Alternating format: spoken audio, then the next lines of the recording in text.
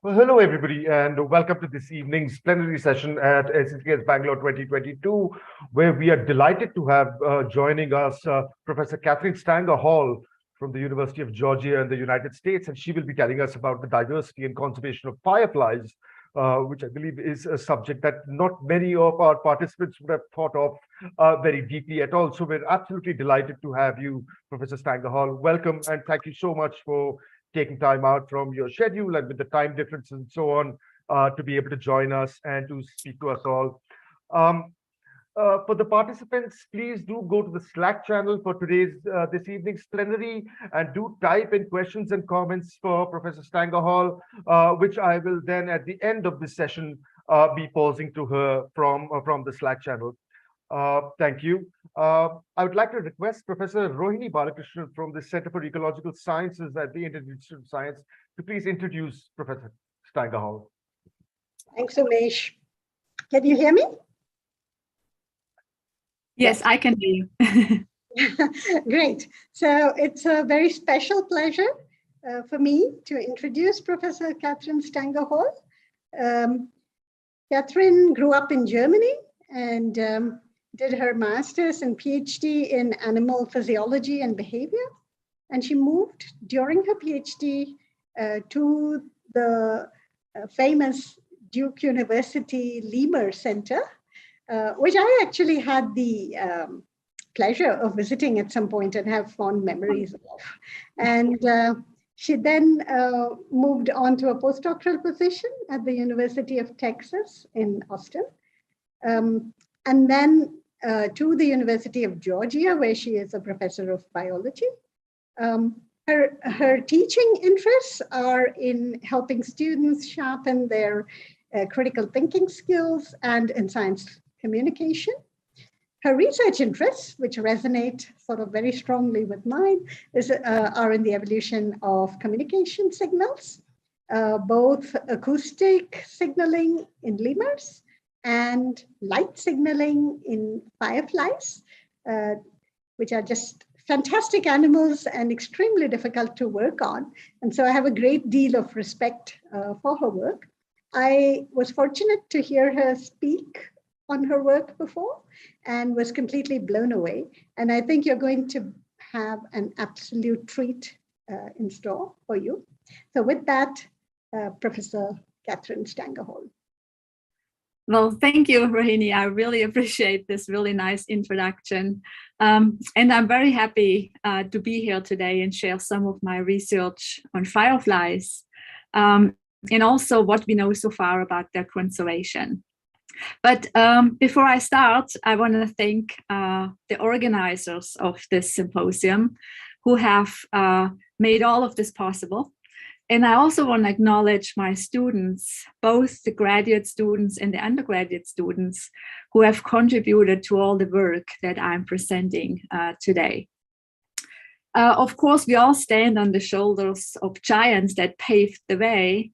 And for fireflies, these are Jim Lloyd, an expert in North American fireflies, and Leslie Valentine, an expert in fireflies in Asia, in the Australo-Pacific region. So thanks. My plan for today is to start with a big jump back in time to the origin of fireflies to see where all the diversity came from. I will briefly discuss the life stages of fireflies and what needs to be considered for their conservation. Successful reproduction, of course, is key to conservation, and I will share some of the research in my lab that focuses on the evolution of firefly mating signals. I will link these to the specific threats for fireflies and what we know about their conservation. I will end with examples on how to get involved, if you like, and then some additional resources. But let's travel back in time about 141 million years ago. And this is how the world back then looked like. Sorry to interrupt, Professor Stanger. Could you share your slides, please? Could you share your slides with us, please? Oh, let me see.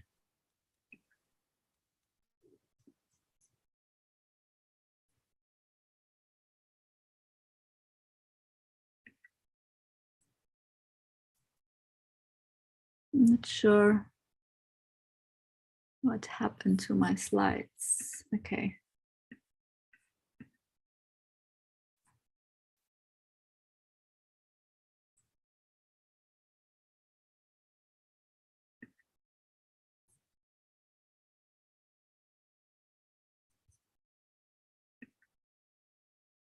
Can you see them now? Yes, we can. Thank you. Okay, I'm really sorry. So do you want me to start over or? If you could, thank you. Okay, my apologies. All right. As I said, I'm very happy to be here today, and thank you, Rohini, for the great introduction. I'm so happy to share some research on fireflies and what we know so far about their conservation. And I wanted to start by saying thank you to my students that contributed to this research that I'm showing you today, which includes graduate students and undergraduates who contributed to the work. Of course, we all stand on the shoulders of the giants that came before us. And in our case, these are Jim Lloyd, an expert on North American fireflies, and Leslie Ballantyne, an expert on fireflies in Asia, in the Australo-Pacific region. My plan for today is to start with a big jump back in time to the origin of fireflies to see where all this diversity came from.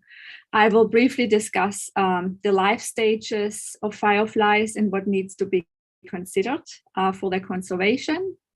For conservation, successful reproduction is key, and I will share some of the research in my lab that focuses on the evolution of firefly mating signals. I will link the mating signals to specific threats for fireflies and what we know about their conservation, and will end with some examples on citizen science and some resources if you're interested in those.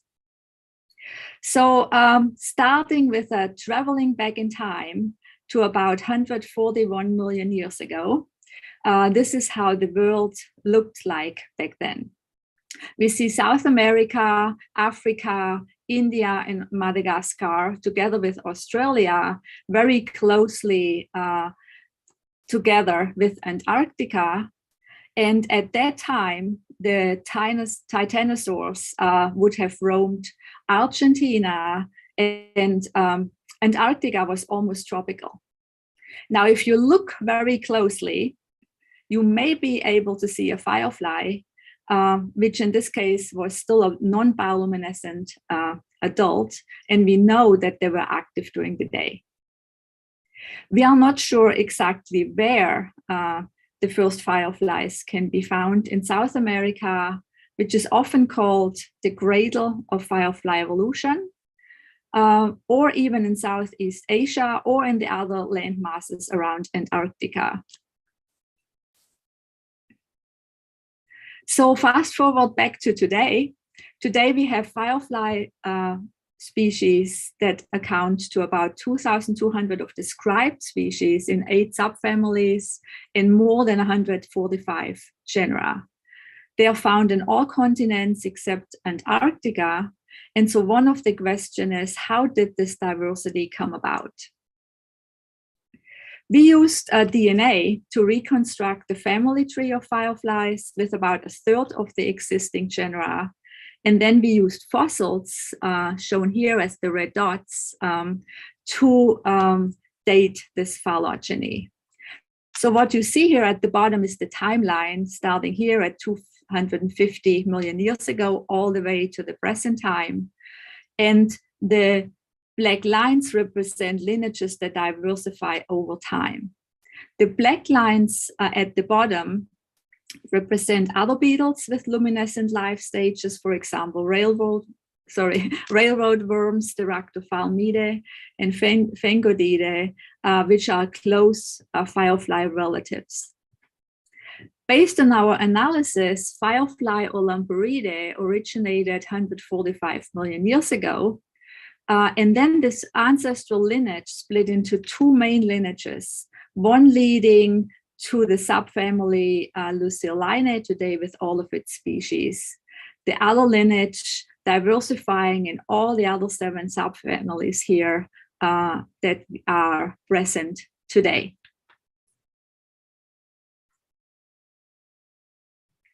The Luciolinae today are all over Asia and Australo-Pacific region, and fireflies from its genus Luciola also reach into Africa and Europe.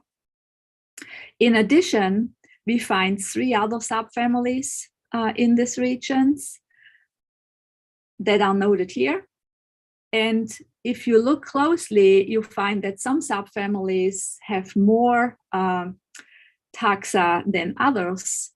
But this is good to remember that the size of the group here also depends on our sampling. We are now extending this analysis to about 250 species and hopefully 80 genera and more. And just to know, and this is done by a grad student in my lab, Elena, who has been working on that, so stay tuned. Just to note here, these arrows, they represent samples from Asia, Australia, the Pacific Islands, and Africa that are currently in our analysis. But on a more practical note, if you have the chance to spend a beautiful day outside on a nature walk, how would you recognize a firefly? Well, fireflies are soft-bodied beetles. This means they are more at risk of dehydration than beetles with a harder body armor. And their most obvious feature is their big head shield or their pronotum. In some fireflies, the head shield is big enough for them to completely withdraw their head under it when they're resting on leaves during the day. Other fireflies, like this Luciola or Abscondida, they have a little shorter head shields. And so when they're resting, you can still see their eyes. Now, this also means that they can be confused, especially Luciola, with some soldier beetles that mimic fireflies. And so in this case, all you need to do is just flip them over. And what you should be able to see is the light organ on their belly side. Light organs are shared with all nocturnal fireflies. However, diurnal fireflies do not have them. And the question is, so why are these fireflies if they don't have a light organ? The short answer is, well, because all their larvae do. Without exception, all firefly larvae glow when disturbed to warn of predators. And all larvae are predators themselves. They use these pincers here to inject toxins and digestive enzymes into their prey, for example, earthworms, the snail here, or other small invertebrates. This larvae likely followed this lime trail of the snail to find it, climbed on its shell, and when the snail came out of its shell, very quickly injected its pincers into the neck of the snail, injecting the toxin and enzymes. And then it usually sits back and waits until the snail is paralyzed and is digested basically from the inside out. And then eventually the firefly will extract all these digested fluids and grow bigger and bigger. This larval stage is the longest stage in the life cycle of fireflies. After they hatch from eggs, these larvae live in the stage for about 1 or 2 years, depending on the food supply in the environment. They usually feed on invertebrates until they're big enough to pupate, and then eventually grow into the adults. The adult stage is relatively short, and usually adults don't eat, which means they are living off the resources they accumulated in their larval stage. Now, during those 2 or 3 weeks, in most cases, the fireflies will mate and reproduce, and hopefully leave a lot of offspring to the next generation. Now, not all our larvae live on land. There are also some semi-aquatic larvae, like the Pteroptyx fireflies or mangrove fireflies in Asia. And in this case, the larvae spend time between the roots of the mangrove trees in the intertidal zone, and they may also venture up on land to look for food behind the adult display trees. Aquatic larvae, like Sclerotia or aquatica, they live in freshwater, either in marshes or freshwater canals. And usually they hang out at the bottom and again hunt for invertebrate prey. One major threat to all larvae are pesticides or other pollutants in the soil or water because the larval stage is so long and they live there for months or years.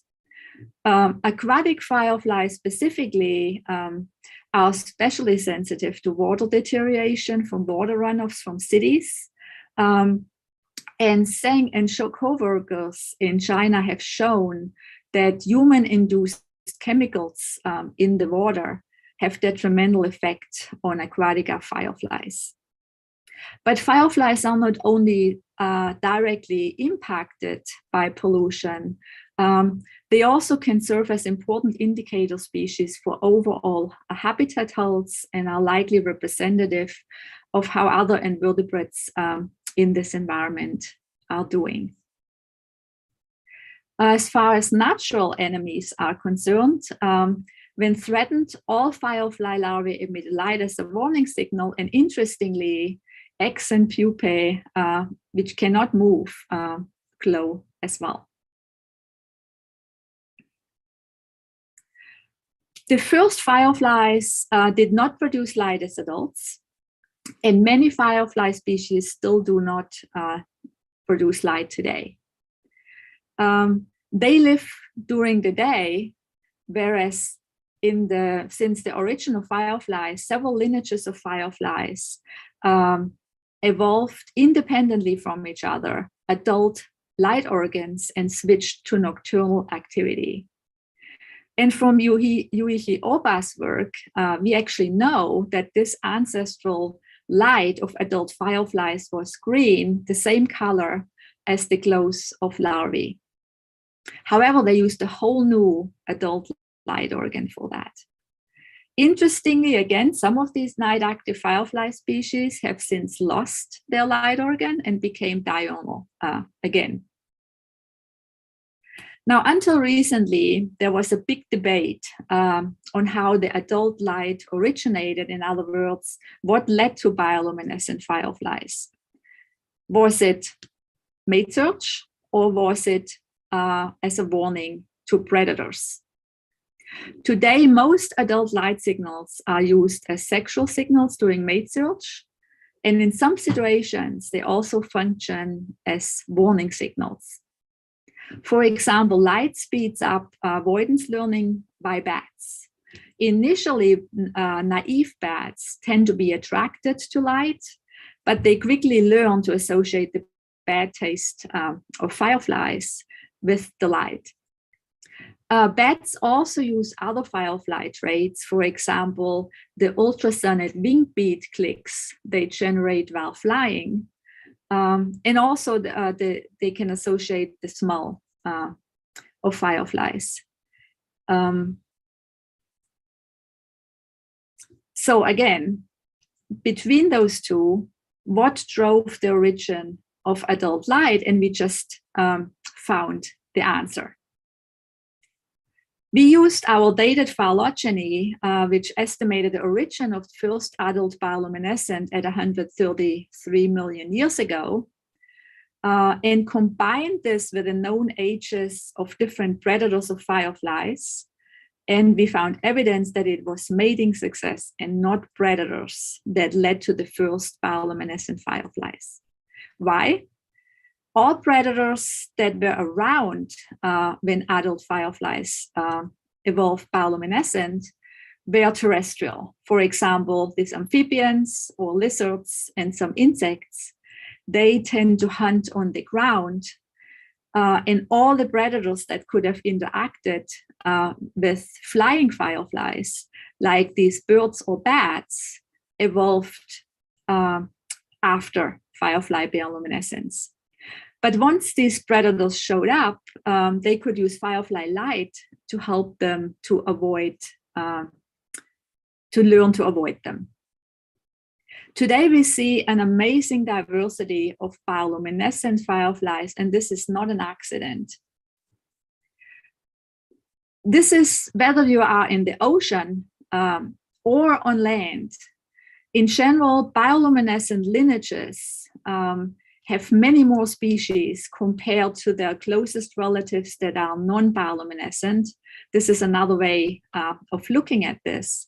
And so we find an amazing biodiversity of bioluminescent species today in the ocean or on land. This proliferation of bioluminescent species raises another interesting question, which is how can these species discriminate between all the different bioluminescent signals and find the right mate? Now, first of all, there are different types of signals. Some fireflies use continuous glows, such as these blue ghosts in North America. The males here fly close to the ground and emit continuous glows in search for females. The females, they are about the size of a rice kernel and cannot fly, glow from the leaf litter below. Now, different Phausis species tend to be active during different months and so can avoid each other and possibly avoid mating mistakes. Other fireflies, they produce a sequence of short flashes, such as these Photinus carolinus in the Great Smoky Mountains in Georgia, not far from here. And Luciola species do this all across Asia. This firefly here, however, is one of the few species in North America where flying males synchronize their flashes. Their males emit about 8 to 10 flashes during flights. We can trace here the trail of an individual male. And they synchronize their flashes, followed by a long dark pause. In this dark pause, the female who sits on the vegetation answers to the male flashes, and that allows the males to locate her. Now, another form of synchrony, in this case, it is sitting males that emit synchronous flashes from display trees and that are attracting flying females, is found, of course, in the Asian Pyroptix fireflies or the mangrove fireflies.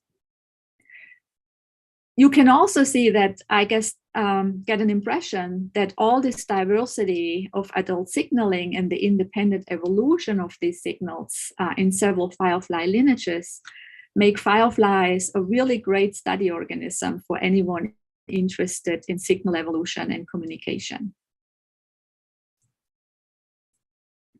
Now, if you're out for a walk in the evening, you may see a lot of different fireflies flashing together. And so the question is, how can you tell the different species apart? And more importantly, how can they tell which signal is their own species? From Jim Lloyd's work, we know that flashing firefly males differ in their flashes. How long they are, either pretty long or relatively short flashes, how many flashes are repeated in a unit, and also at what interval are they repeated over time. This results in species-specific flash patterns that the females are looking for, usually from below in the grass or from branches. Some males engage in aerial acrobatics while they're emitting their flashes. For example, the Big Dipper firefly here, the male will start with a flash and then swoop up while flashing, wait at the top for about a second to see whether there's any female response below. If there's no response, he flies across about 1 meter and then repeats it until he finds a female. If females see the right signals, they will respond with a flash in Paralis, Phytinus paralis, the Big Dipper firefly. This is usually a single flash, as most North American fireflies. And the flash response comes at a very specific time delay to the male flash, and this is what the male is looking for. And this is how it looks like. So you see the female on the leaf here, males in the background. And if you pay attention, see what the female is doing when she sees the male flash.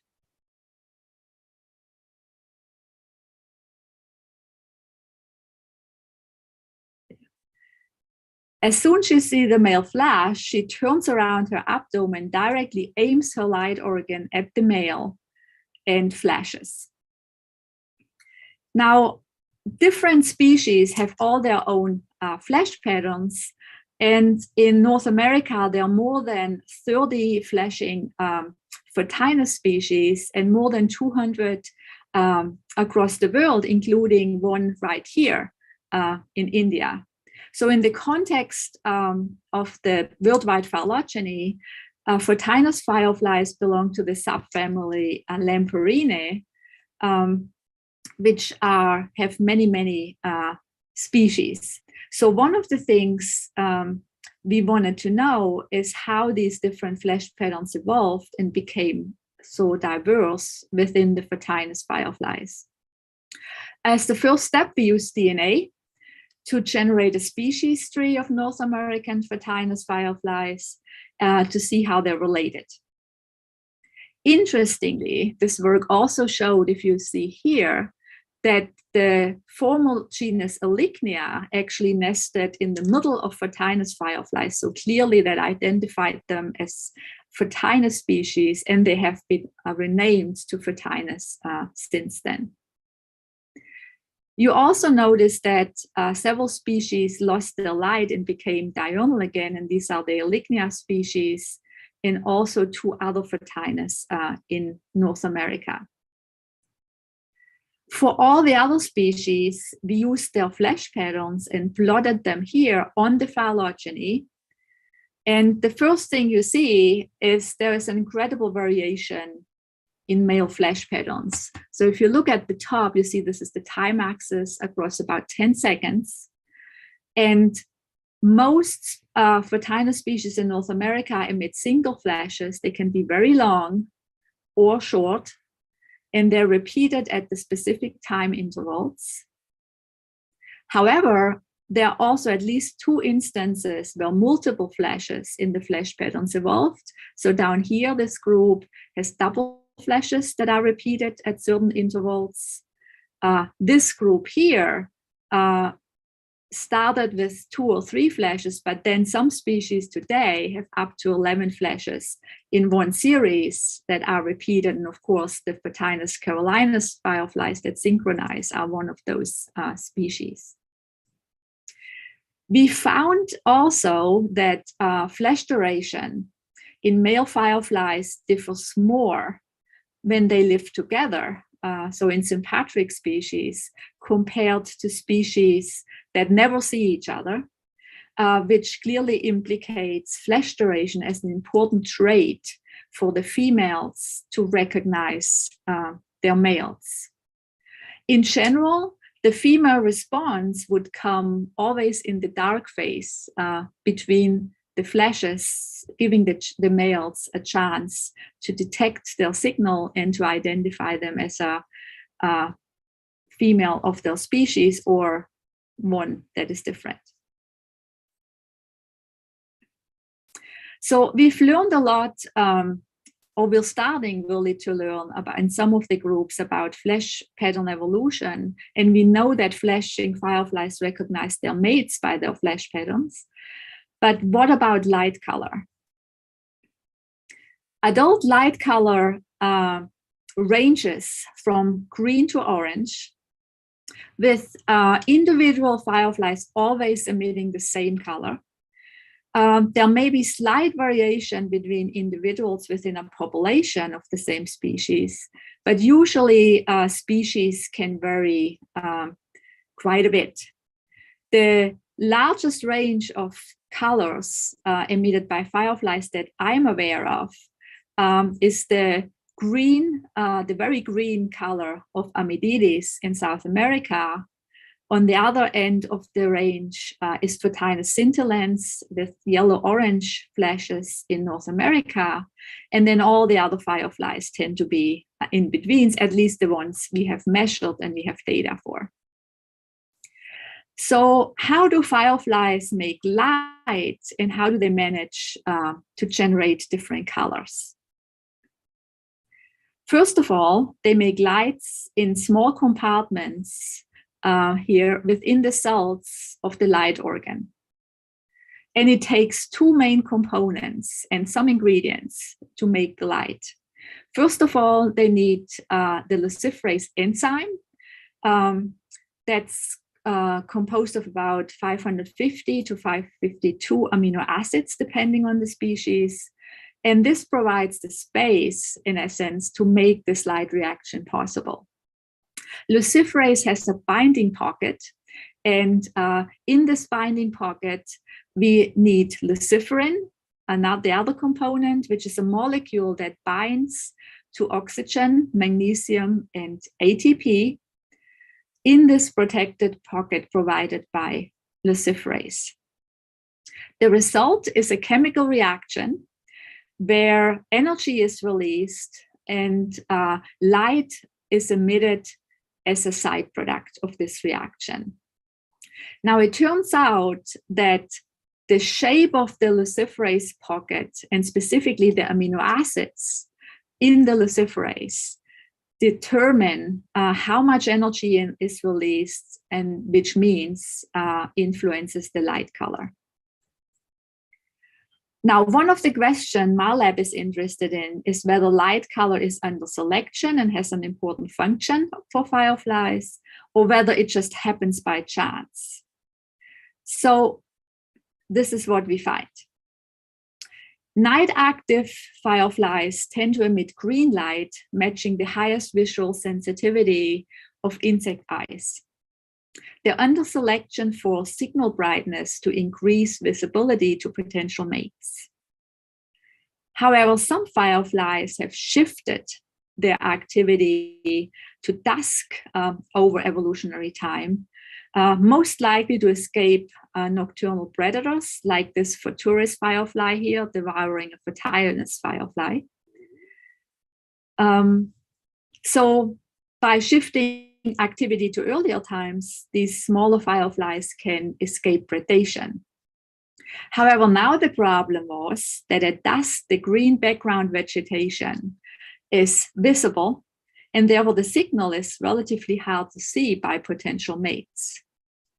So any color variations in the population that can be better seen, for example, with a slightly higher portion of yellow, would be leading to higher mating success and would change the color in the population over time.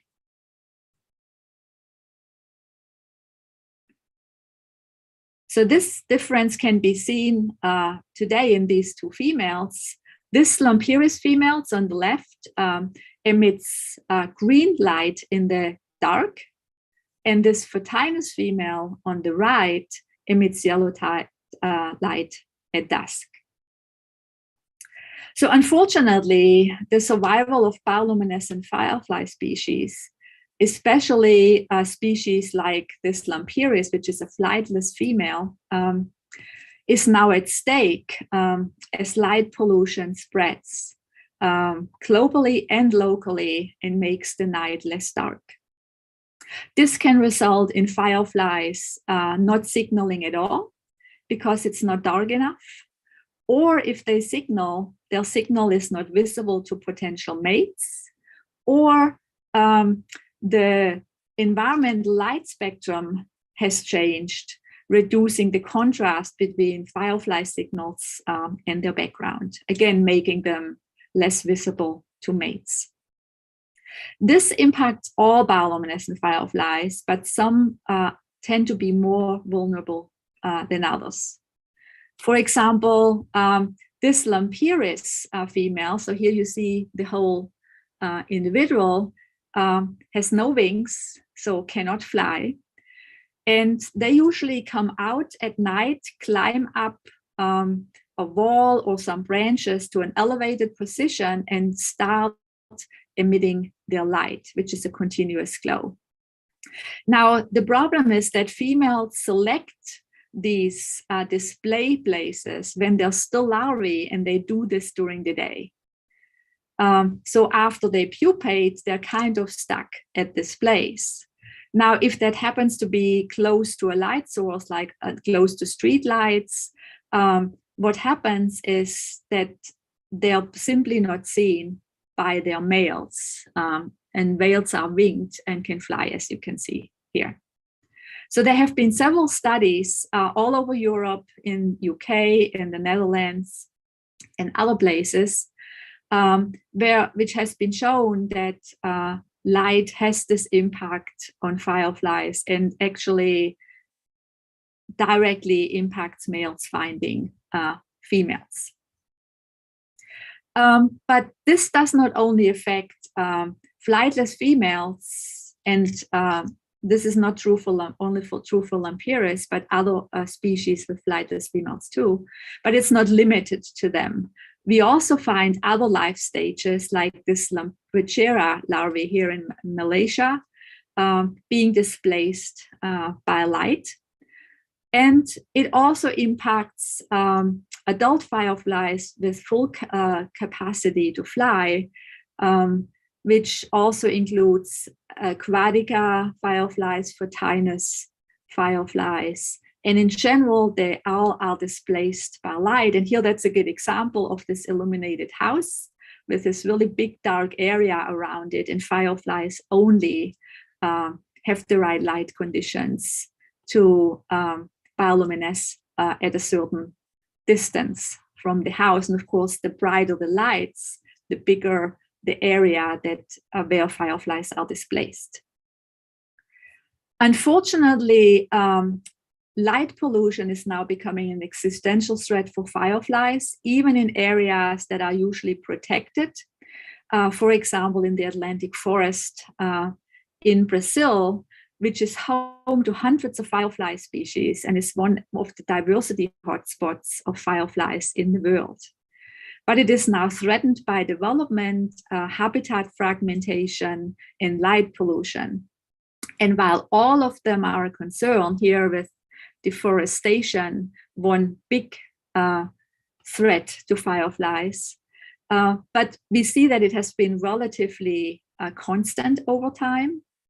It turns out that urbanization and specifically light pollution have been increasing over the last 20 years.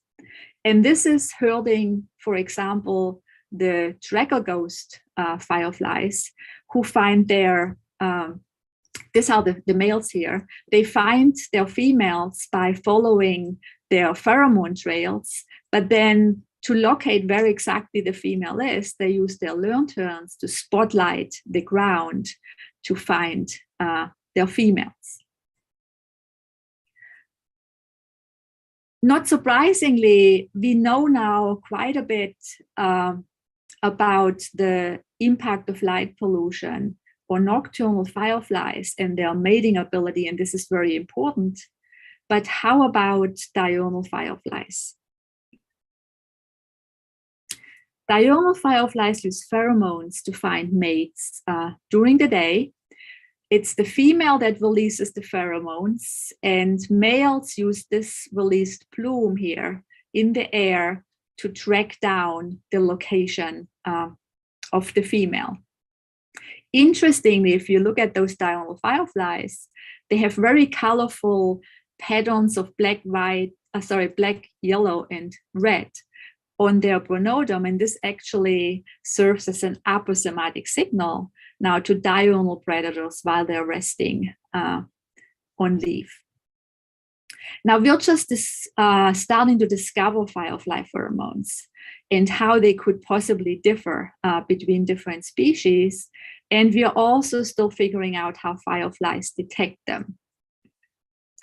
Yelena, a graduate student in my lab, has identified likely candidates of pheromone receptors on the antennae of fireflies.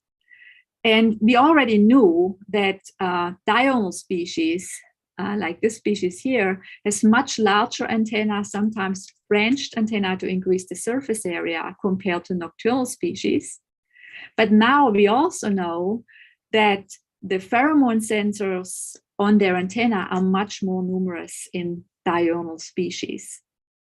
Now, interestingly, the nocturnal species here also has pheromone sensors. So this indicates that pheromones are still playing a role for nocturnal species, even less so than in diurnal ones. Now, this raises the question how diurnal and possibly not even nocturnal species are affected by air pollution. This question remains to be addressed and is likely going to be very important for the conservation of fireflies and could be constituting the new frontier for firefly conservation. International researchers and conservation specialists and also artists, they have come together to form the International Firefly Network, or FIN, to work on firefly conservation and address such issues. Among other things, they're organizing a worldwide Firefly Day every year with worldwide activities. And the IUCN specialist group within the network is working on determining the conservation status of firefly species. For example, 2 years ago, they conducted a survey among firefly experts around the world. And based on these responses, they identified 4 major threats to fireflies: habitat loss, light pollution, pesticide use, and water pollution. And they seem to be pretty similar around the world. But how do those perceived threats impact firefly population? In North America, a study on 132 species showed that about 9% of species are threatened, whereas 5% are vulnerable. And most importantly, we don't know anything about more than half of the species. And this is likely true for fireflies worldwide. Probably not unexpected, these threatened species tend to be restricted to specialized habitats. Among the threats, interestingly, is also recreation and tourism that has been identified for fireflies. And this brings up an interesting issue. Most of us love fireflies, and we tend to associate fond memories of childhood with them. So fireflies across the world provide important cultural services from an ecosystem services perspective. And the need for such services is reflected in the popularity of Firefly Ecotourism today. There are several firefly tourist sites around the world that attract hundreds of thousands of visitors every year. And like these in Malaysia, Mexico, in the US, or Taiwan. And what they all have in common is that they tend to be around species that either synchronize or have pretty prominent displays that are with species that occur at high densities. Now, as a result of the many visitors, the firefly populations at these sites are threatened, especially if they have flightless females who cannot move. To protect fireflies at tourist sites in Southeast Asia, Sean Cheng and colleagues have proposed a three-pronged approach for firefly conservation. And this includes knowing the species, so know about biology, diversity, for example. I plan to protect the species, so knowing the habitats too, and involving stakeholders. And then balancing conservation with other interests. And what we probably should add more explicitly here is the importance of involving indigenous communities and their vast knowledge in all aspects of this planning, and to give them the opportunity to protect their own cultural heritage as well. Now, similar to these recommendations, Finn has come up with some practical recommendations to protect fireflies at tourist sites. For example, conserve the habitats, of course, required for all life stages, involving local communities as key stakeholders, and providing training programs for guides and visitors. They also included guidelines for tourist behavior. By developing management plans that incorporate these recommendations, firefly tourist sites could enhance the visitor experience, or that's the goal, protect natural resources, benefit local communities, and also help promote the conservation of firefly biodiversity. This is especially important for pristine sites in natural areas. For example, here, and you're probably all familiar with that, this is the abscondida fireflies that are responsible for these amazing displays in the Annamalai Tiger Preserve. These are currently completely undisturbed at night. And if there would be a park developed, would bring roads, traffic, tourists, tourist facilities, and pollution into the area. But it would also give many people a chance to experience this amazing display in person. But if we are not in charge of whole parks or cities, what can we do as individuals?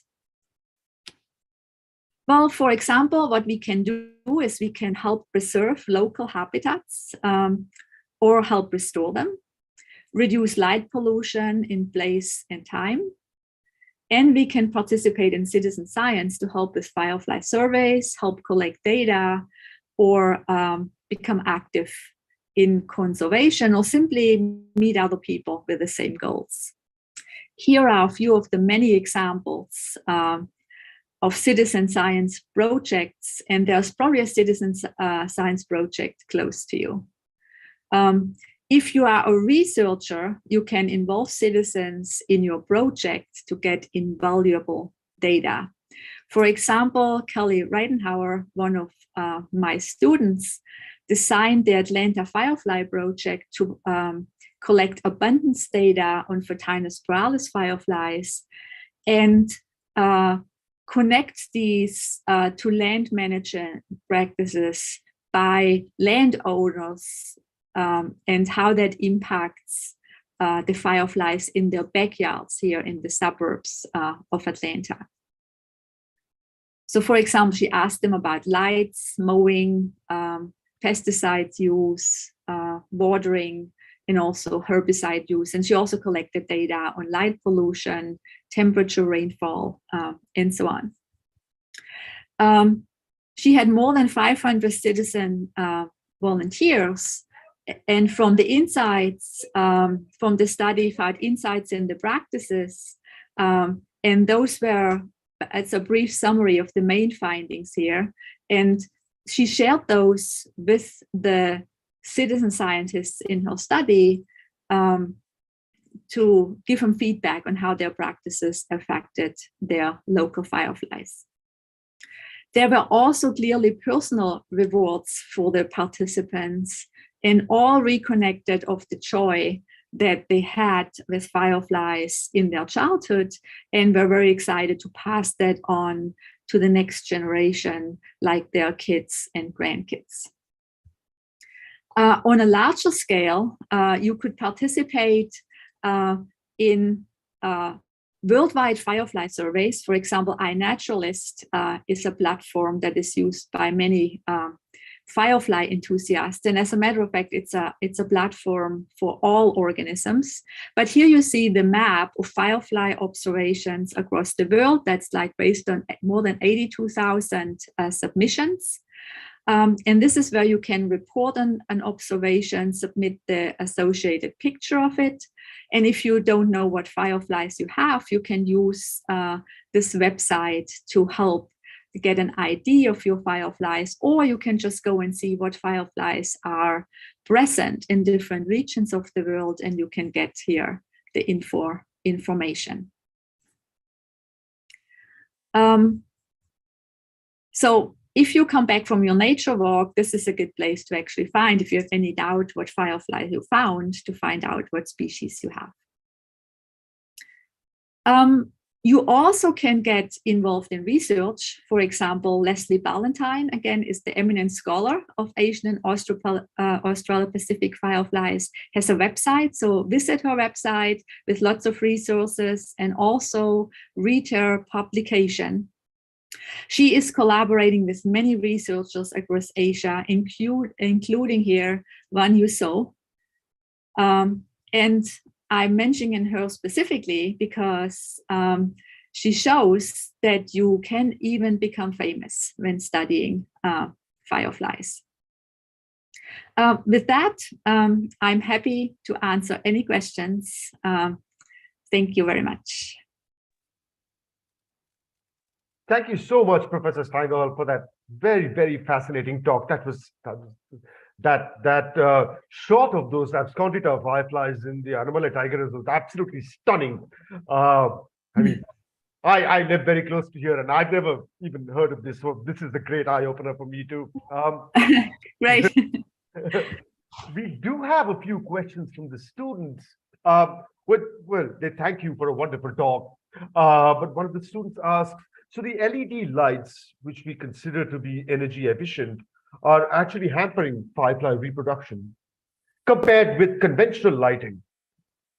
Yes, they do. I mean, all lights hurt firefly reproduction, but it turns out the LED lights, if they're especially bright, they will hurt fireflies. And I don't know how it is in India, for example, but in the US, there has been this habit now of people to put up string lights with little individual LEDs in their backyards. And that's very confusing for fireflies. So yes, LEDs hurt fireflies just as much as other lighting sources. Right. So what do you think the solution to this is, apart from designing better lighting, like you showed, with the light going downwards rather than spreading all around? Is it replacing LED based lighting with other forms of lighting? Well, so people have done several experiments with lights of different color, for example, more reddish lights or bluish lights, but it turns out it's all very difficult because fireflies seem to be affected by all lights, even though some wavelengths tend to be more harming, but then it also really depends on the different species. But with terms of lighting, I think one of the possibilities would be to turn lights off as much as possible and only turn them on when needed. And of course, that's a little bit more difficult to convince cities of that, right? Because there's also the security issues.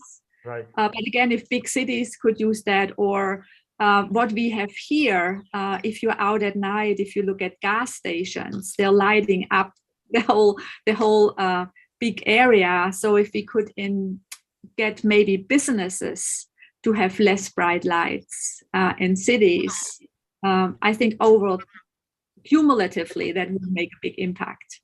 Right, right. Thank you. We have another question from Nishan Venugopal.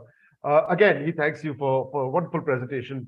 And he's asking, do you have any example where when the fireflies have come back to locations after they've disappeared from particular locations? Do they have any have they evolved or have they adapted to overcome the effects of light pollution on the harmful effects of light pollution on them? Mm-hmm.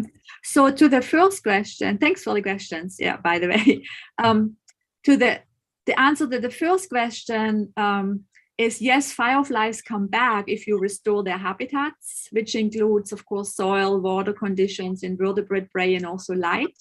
And so some of the citizen science projects, for example, the one in Hong Kong, or in Taiwan, where city parks are being restored into firefly habitats, and then firefly larvae are released, they are very successful.